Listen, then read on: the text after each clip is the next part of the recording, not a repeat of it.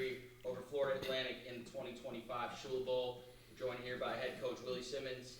Coach, just start us off with an opening statement, and we'll go from there. Wow, what a game.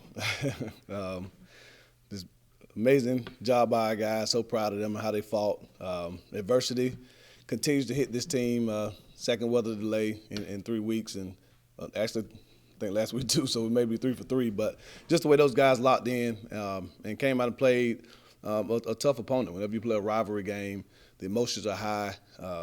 You got to account for all the crazy stuff that happens during rivalry games. And obviously we didn't play our best first half. They kind of had their way and played their game, and that was the message at halftime, that for 30 minutes they played their game. Let's come out the second half and play our game, which is hard-nosed, smash-mouth football, and we did that. Obviously KJ, I think, had 30 yards at the half and ended with 170, over 170. And so just being able to run the football, establish the run, defense being able to get them off the field on third downs, was able to put the game away. Obviously got some things to clean up. 2 weeks in a row, got a punt block. Unacceptable, can't happen, so we definitely got to go back to the drawing board and fix that. Had a big return by Saquon, which was good to see. He was overdue. But again, we'll celebrate it tonight. We have a play the next play mentality, so now it's 24-hour rule, celebrate it, come back tomorrow, get ready to go back to work because now conference starts. And Delaware is up next and had a big win tonight against UConn. So we know they won't be a pushover, and so the things that we have to clean up, we got to work extremely hard to clean those things up this week. But again, excited for the guys, proud of them. Guys like Anthony Gator and Frank Ponce, the senior class who had never beaten those guys. Scott Carr, AD, Jeanette, our president, just Panther Nation, just really excited for everybody who's able to enjoy this win, and that's part of the reason why we do it. So, again, happy for the guys. What was the message in the second half? During halftime, going into that second half, because you guys just came out exploding. Yeah, that was the message. Like, play our game. We played. We said it was going to be a finesse versus physicality. In the first half, they were able to play finesse, play with tempo, spread the ball around, hit some big plays in the passing game. It was even able to run the ball a little bit. We weren't tackling, diving at the ground and tackling high. Just poor fundamentals. And so we really challenged our guys defensively to get back to how we coach football. Tackling on the thigh board, near shoulder, near leg, offensively, communicating in the run game. Just doing the things that allow us to run the football effectively. And once we get the ground game going, as you can see, we're hard to defend on offense, and that's the staple of this unit. KJ Owens had a phenomenal game. So again, we got to continue to establish the run, and then make timely plays in the passing game. I thought McGuire Anderson had an amazing game out wide. Made some big plays for us, and he's really growing into his role, special teams wise and as a receiver. So. But again, the message was just simple: just play our game. And when we play our game, we're a hard football team to beat. And I thought the second half, aside from putting the ball on the ground, thankfully we didn't lose any. Aside from the low snap, we got to clean that part up. But again, rivalry game. We didn't reach the ball out all season, all training camp. We get in a rivalry game and reach the ball out for the goal line on 2 different occasions. So, Lights and KJ, they'll pay for that tomorrow. But tonight we'll let them celebrate. 3 different interceptions from 3 different guys, obviously. Just what you see on those plays, obviously the group that they want to do. Yeah, that we felt that if we put pressure on the quarterback, that he would give us some 50-50 balls, and we were able to come up with him. Mister had a huge interception right before halftime. Of course, Josiah putting the game away at the end. So again, I talked to the guys about making sure that when we had those opportunities to capitalize on them. Make the play, take your time, catch the football, and they did that. So created some turnovers. We were able to capitalize on those turnovers, and so it was a total team effort. That's what good football teams do. They don't only take the ball away; the offense comes out and puts points on the board. And so we played complementary football in that regard. What was it about those first 3 drives out of the half offensively that worked so well for you guys? We ran the ball. Pretty simple. We were able to run the ball, and when you run the football, it opens up everything else. Again, we were able to get behind them. They kind of start getting closer to the line of scrimmage. Those defensive ends start really crashing, trying to take away the run game. We were able to break contain a few times. But again, just being able to hand the ball off on first down and get 6-7 yards. KJ averaged 9 yards a carry. And so we were able to start playing with tempo once we were able to get the ball moving forward. So that first few drives, we were able to really establish the tempo.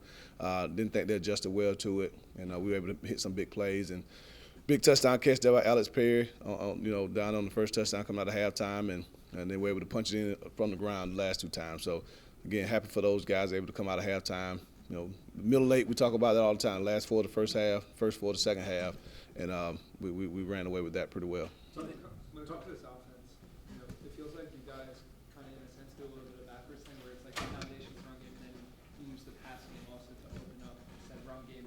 How important was it to have Kejon make a lot of really big-time throws to really keep the chains moving, allow you guys to really keep that offensive identity throughout the game?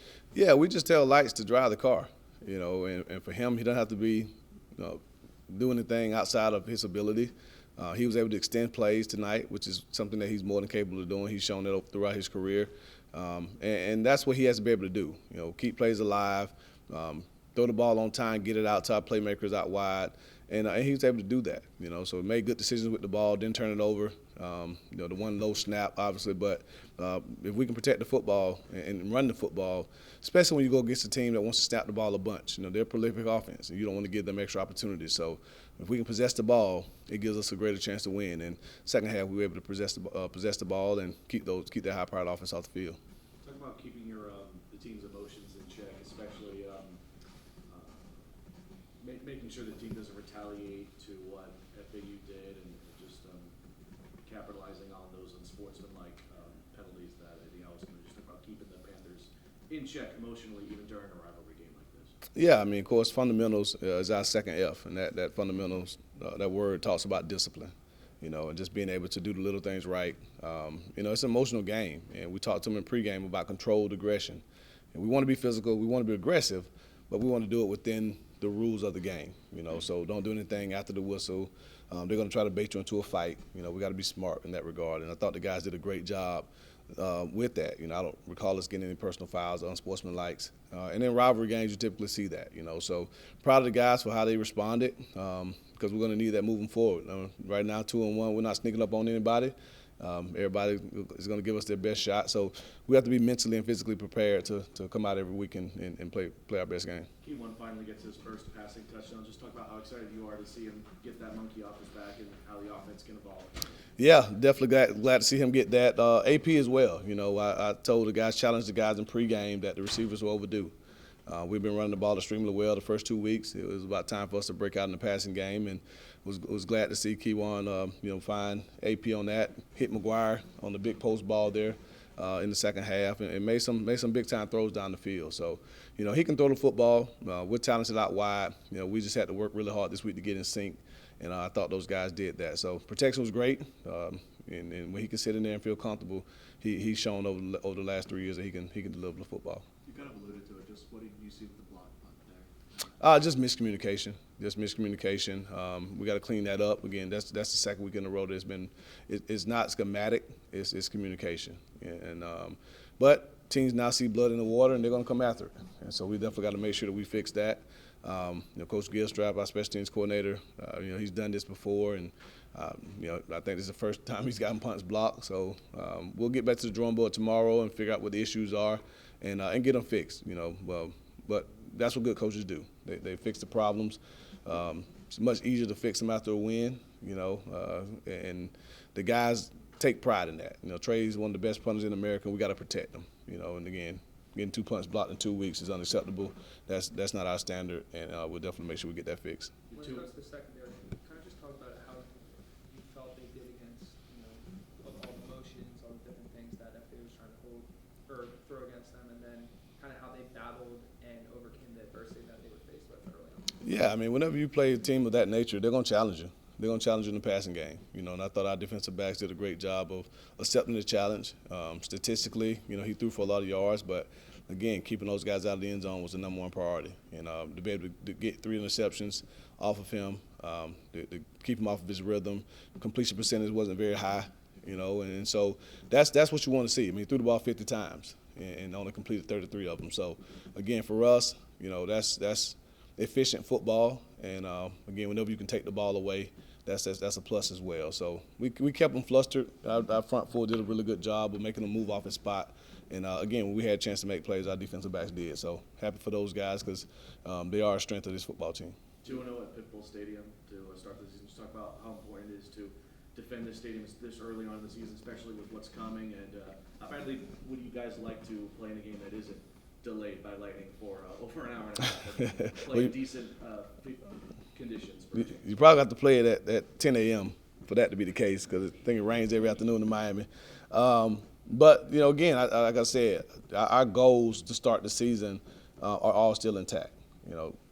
Beat all of our natural rivals, that's still intact. Be undefeated at home, that's still intact.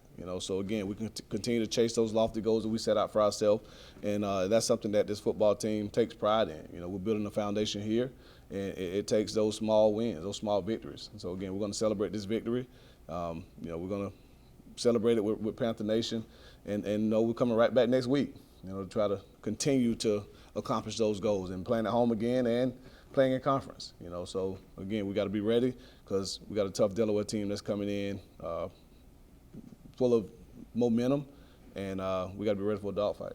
Seems like early on, FIU was really going with some big explosive plays. Just what you guys see there, and then obviously just what adjustments defensively did you guys make to kind of limit those a little bit? It really boils down to just tackling the catch.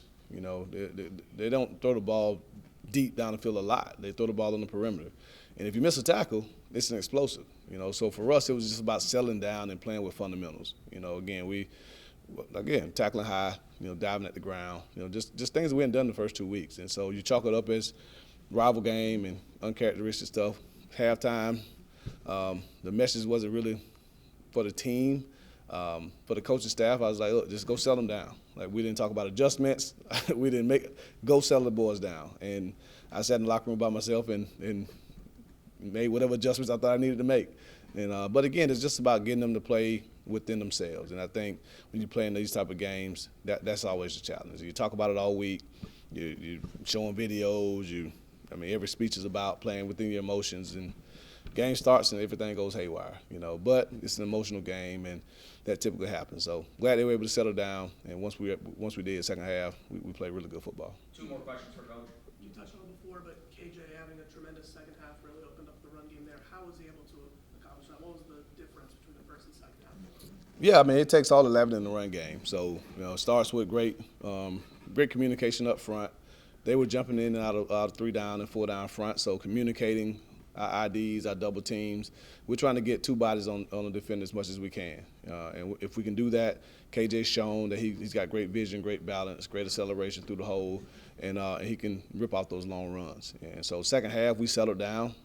Snaps were a little erratic the first half, and so we had to get that part controlled, because obviously everything starts with quarterback-center exchange.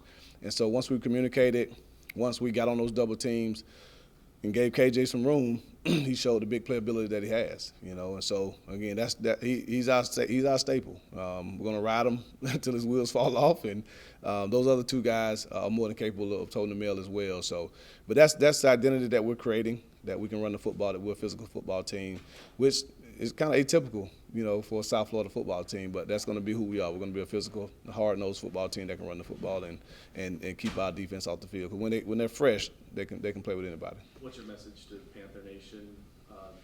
Two wins at Pitbull Stadium, both times having to weather the storm, but still great turnouts through it all. Just what do you need to know as the season rolls on here? We told you. We told you this on December 7th. It's a new era, and this should be the expectation.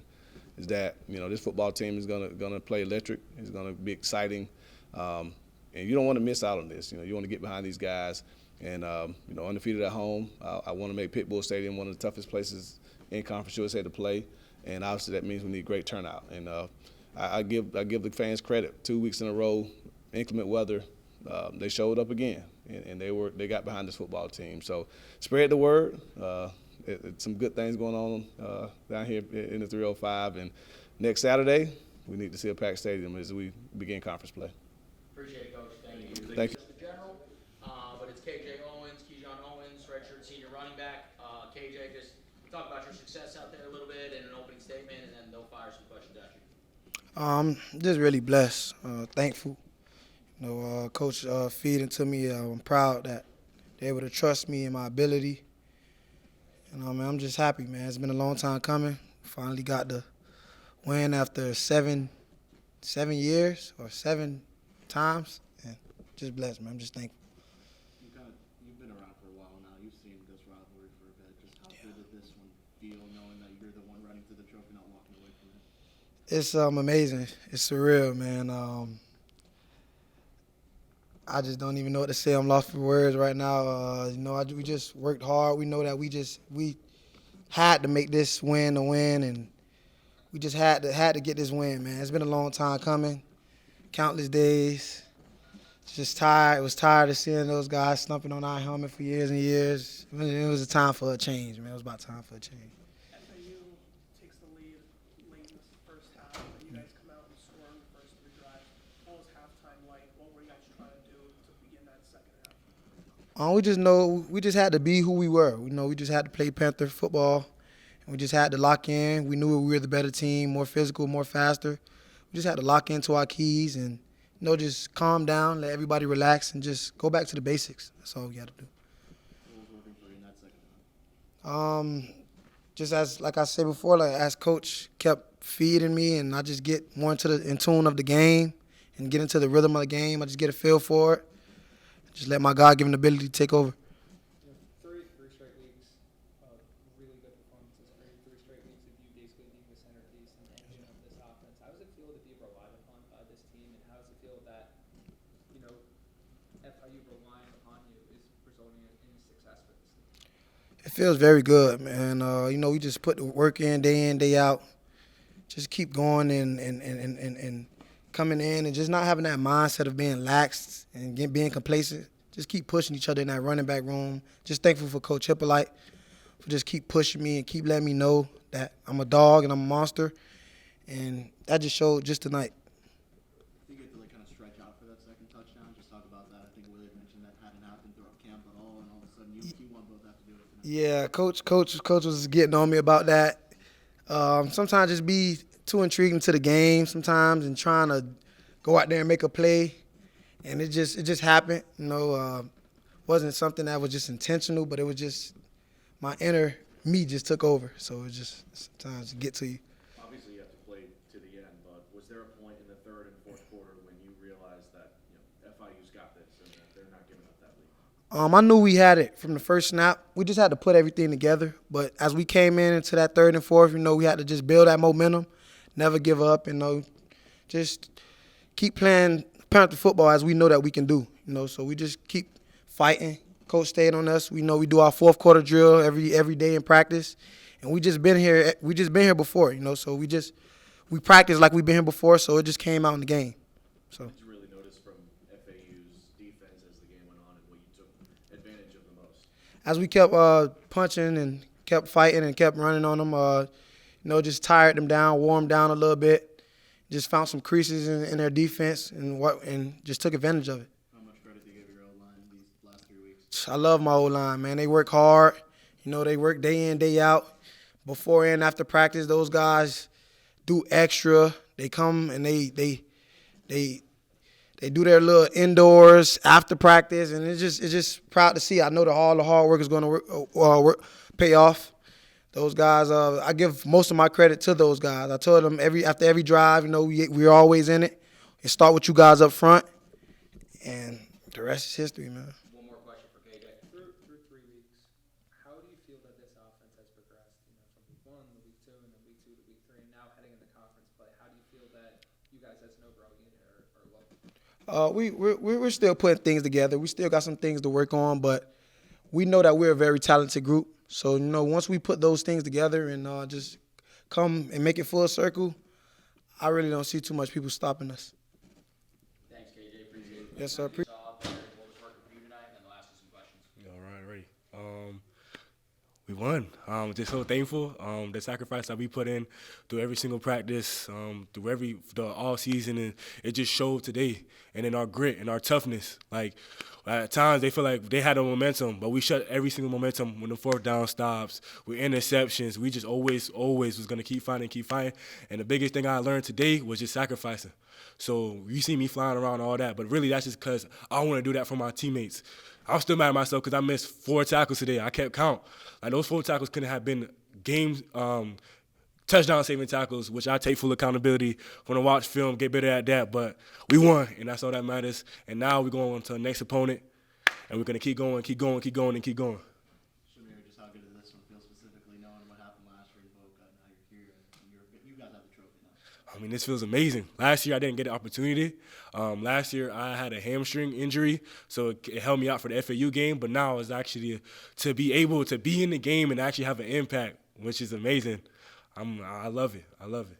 Your interception on that first drive, how do you think that set the tone, not just for the team, but for yourself as an individual? They set the tone as in we could play. We could play with anybody, and then we coming to play. There can't be no lazy throws or anything like that because we're going to be in our vicinity and we're going to take advantage of each and every single one. They made some pretty explosive plays early on. Just how do you guys limit those late in the game? Short-term memory.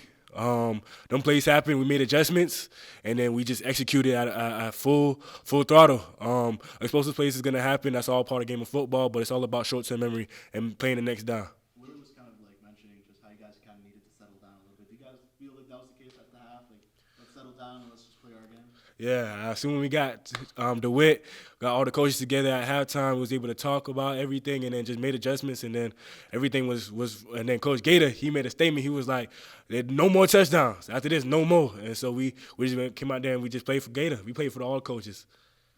Valcamp played good against FAMU, played bad against Maryland. Talk about what you noticed from him specifically tonight to make sure that he was going to play bad today. I mean, we knew what he wanted to do. We knew that he wanted to take them deep shots. We knew he wanted to be a playmaker. So our game plan was just to limit those, and then we give him the 5 yards, we give him the 2-3 yards, and we just tackle him.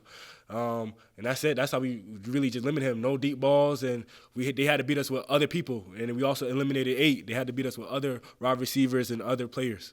How cool was it to see McGrew get the interception as a freshman? I mean, it was amazing. That's actually my roommate in the hotel. So I always tell him, like, he's always watching film. He's always being locked in all the time. So I'm proud of that boy. I told him make sure he hold that ball tight.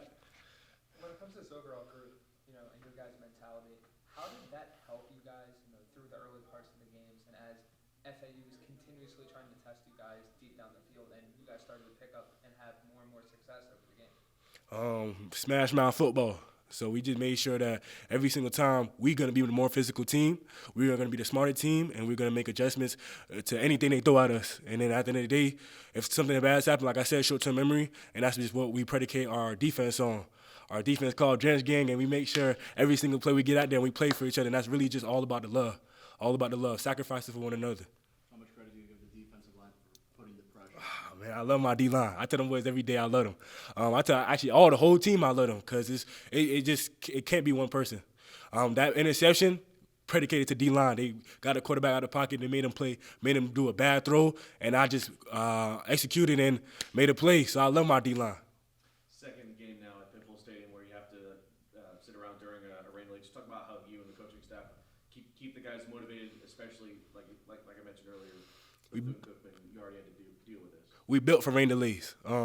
We had practices that had rain delays. We legit had a whole practice legit predicated to a rain delay. So I mean we're used to it. We was turning up in the locker room, make sure we come out with energy. So rain delays ain't nothing to us. For the rest of time, the first interception of the Willie Simmons era belongs to Shamir Sterlin. What goes through your mind when you hear that? Man, I just thank God. It's truly a blessing. I couldn't do it by myself. I thank my players. I thank my family. I thank for just being able to be in this position. And I'm just thankful and happy for every single thing that happens, good or bad. Because I know when it comes to suffering and when it comes to trials and tribulations and things of that sort, all I do is become stronger. If I come to Shamir with an injured hamstring, I say, hey, you're going to have the first pick. You're going to beat FAU. What are you telling me back then as to right now? I mean, just stay on that straight path. Just keep grinding. Just keep grinding, and that's just the product of my grind. That's all.